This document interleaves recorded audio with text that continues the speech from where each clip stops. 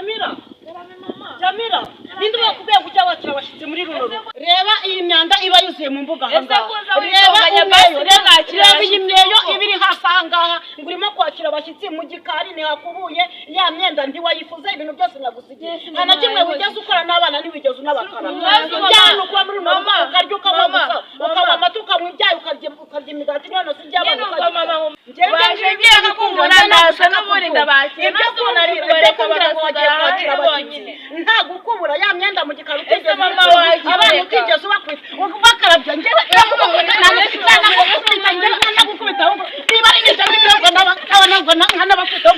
ibikobwa biza mu rugo ahangaha nibyo bimwoshya bigatuma adakora imirimo akicara ahangaha abana n'abakarabye ubwo ko nari kubihora myenda ntubashe kuyifura kandi umukozi amazi aba yayazanye ngo ibintu byose ubitunganye warangiza ukicara na buno bukobwa buzangaha buje kugushuka buje kugutesha umutwe. Yego papa. Amasima saraje kandi natashe ndwaye ariko ndikumva norohewe reka nze ngufashe n'ubundi kenari mu rugo arahasigara nta kibazo.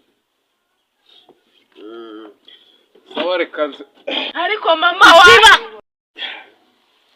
yerukana nyine nakazi mfite n'umushomeri ubwo nari imisozo amashuri ariko anamubeshye ntabwo uzi neza kandi butike na kekayo ega mu muryango wacu urabizi nyine tugomba kwihagararaho.